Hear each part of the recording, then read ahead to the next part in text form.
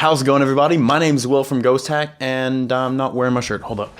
There we are. Thought I lost it for a minute. Patcher is actually an extremely incredible FL Studio plugin for anyone who is well versed in FL Studio or just like audio technology in general. It's really, really cool. But it can be a little complicated and it's a little hard to make patcher presets for yourself. I have a video right here going over how to make more complicated patcher presets, but we're giving away 5 different really useful patcher presets that I've spent a little bit of time creating. They're not crazy complex, but we're giving them away. There's a link to download them in the description below, and I'm just going to go over them real quick using a quick drum loop as an example so I can show you the different kind of effects you can do because they're actually really useful. I use these a lot. All right, so this is where I'm going to start. Now, these patcher presets aren't instrument patcher presets, they are effect patcher presets, but they are still going to be extremely useful. If anything, I feel like the effect ones are a little more useful, even though you can do some really creative ones with the patcher instrument.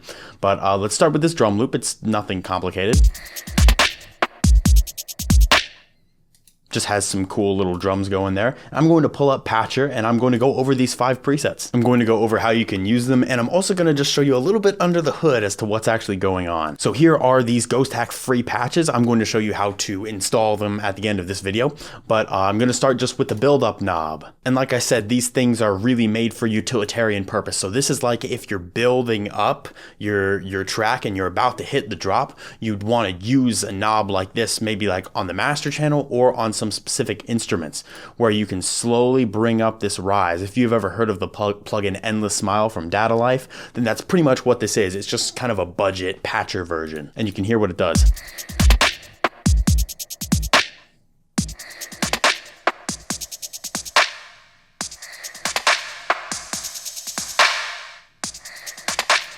So it kind of brings down the high end a little bit, brings down the low end a good bit. It kind of brings everything stereo kind of towards into the more mono region and brings upward more of a room reverb, which you can control the reverb level here. So it kind of washes out the sound that you're working on. So if you have a rise, like a riser rising up to a drop, you could bring this up, and then right before you drop, you bring it down and the drop's gonna hit that much heavier. And you can see this isn't terribly complex. It's kind of packed up into a small area, but this is the EQ where all the EQ stuff is happening, and I have it all linked to the envelope controller, which controls how these knobs work. You can see that EQ moving, and then you can also see how I can control that reverb level. That one's pretty simple. So that's just a quick knob for risers and buildups.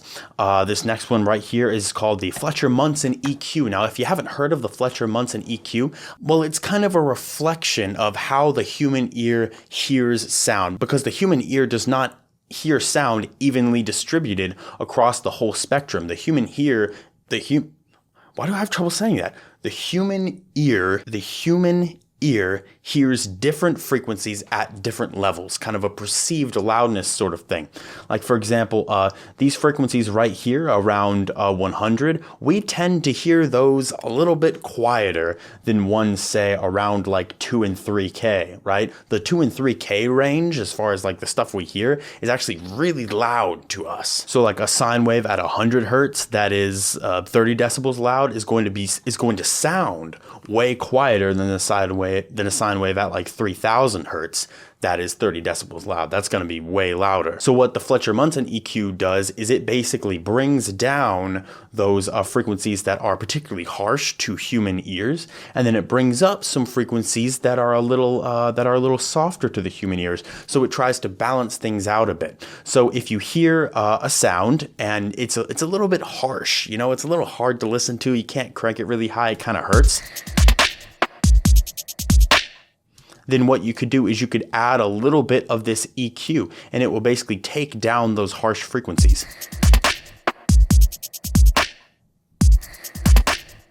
This can make sounds a little easier to listen to at higher volume. You can crank it a little stronger without it hurting your ears. So this is just a good thing you can add subtly to sounds as well. But what I did was I essentially took this EQ and I got this shape, and then I made sure that all of these levels were routed to this knob, and you can see how it all routes to an envelope controller. This one actually looks pretty simple, but it's really, really useful. Next up, we have a Growl Vowler is what I like to call it. I actually really like this one. Now this one is not really for a drum drum loop. This one is more for like if you're making a dubstep or a neuro-y growl bass. I created this shape in parametric EQ2. And basically what I did was I went into Ableton and I analyzed what the Ableton phaser looks like if someone were to use the Ableton phaser to create a growl bass, like a Skrillex growl or a Virtual Riot style growl. The Ableton phaser is used a lot. And I mapped using white noise exactly what those phaser, those peaks and valleys in the phaser were doing. And then I copied it perfectly to this parametric EQ2. And what I did is, you can see I routed a bunch of stuff to these envelope controllers. So I created a control for the frequency and a control for the depth of it. And now this will just add some kind of deep, gnarly vowels to your growls.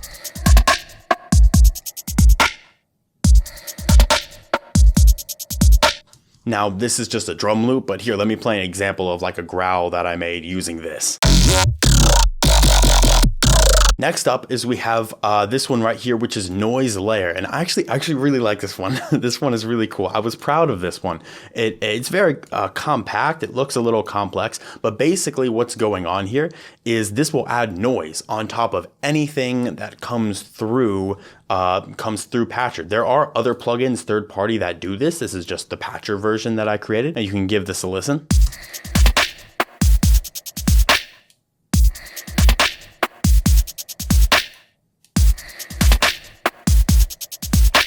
So you have the general noise level here. You have a high pass filter for the noise if you just want sizzly noise. And you have a control that controls how stereo or mono the noise is. And under the hood, basically what I had to do is I had to have the dry signal just go through this Fruity Peak controller, which isn't affecting the sound at all. It's just analyzing it. And then it's going directly out. And then everything up here is dealing with the noise. I have some distortion modules, which are going crazy, distorting the sound, just creating a noisy mess, basically. I have an EQ that is EQing this noise, and then I have it basically going through a volume knob, and this volume knob is linked to the Fruity Peak controller. And what this Fruity Peak controller does is it detects when audio signal is running through Patcher, and when an audio signal comes through Peak controller, it's going to send a signal to this volume knob and tell it to go up and down.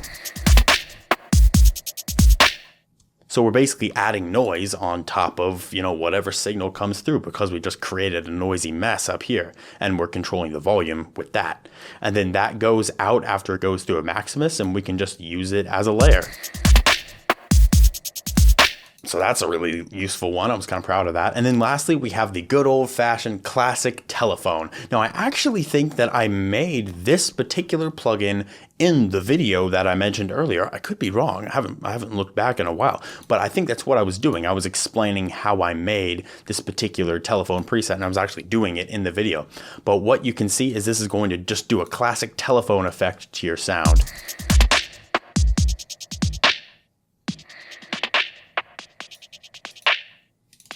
There we go. Now you can look at that EQ.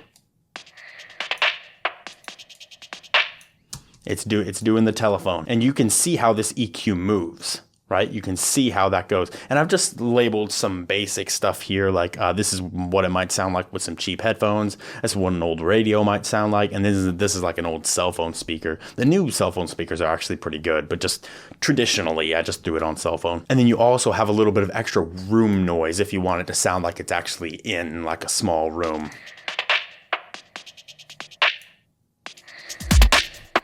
But that's really useful for a ton of things. If you just want to quickly telephone something, you have an easy knob for it right here. It's all FL Studio integrated. All of these just have FL Studio plugins, so you don't have to worry about compatibility. And all of these controls are fully automatable. You just have to activate and then create automation clip, and then boom, you got it.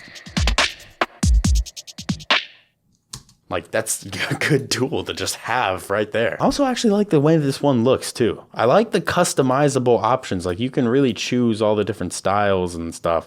Like, I really do enjoy that. So here we are. These are some 5 different custom patcher presets that you can get free. There's a free download that you can find in the description. And oh, I have to go over how to install these. So after you download this file, you're going to be presented with a zipped loop package right here. The first thing you want to do is you just want to right click and then extract all. You can go ahead and hit extract and it will just bring this up right here. And this is all you need. And you can use 7-zip to unzip this. If you're on Mac, then it might automatically unzip for you. Just make sure that folder's unzipped first. And then the next thing you want to do is you need to go into your patcher presets folder on your computer. Now, if you're confused about where this is, you can always go into FL Studio, open up patcher, and then just go here and hit save preset as, and then it'll bring up these patcher presets and it'll show you exactly how to get there. You see that it goes this PC, documents, image line, FL Studio presets, plugin presets, effects, and patcher. So it'll show you exactly how to get there. But that's obviously the lineup for me. So all I have to do, let me open this back up, is I have to take this, this particular window, go into documents, then go image line. And now I have to go into FL Studio and then presets and then plugin presets, then effects. It's a little bit of a journey here, and then patcher, and then you can see here are my patcher presets. So now all I'd have to do is take these Ghosthack free patches and drag them right into there and move them right into here. Now, as you can see, I've already done that right here. You can see this folder, these Ghosthack free patches. So now when I close out and I reload FL Studio, like that, I can now open up a patcher and I can see them right here. You see Ghosthack free patches. It automatically created the folder and then you can just open one right up. There you go. And like I said, it's all with FL Studio native plugins. This should work exactly the same on both PC and Mac, except just keep in mind that this is with FL Studio V 20.8.3. Any versions before that, you may be prone to problems, but if you own FL Studio, you can update for free. So that's what I'd recommend anyway. So that is my gift to you, a few free patcher presets. You can download those, link in the description. Also, you can join the Discord, link to that is in the description too. It's brand new and we got a lot of action over there, so we like to see it. Make sure to subscribe and hit that bell and all that good stuff, and I will see you in the next video. Happy producing.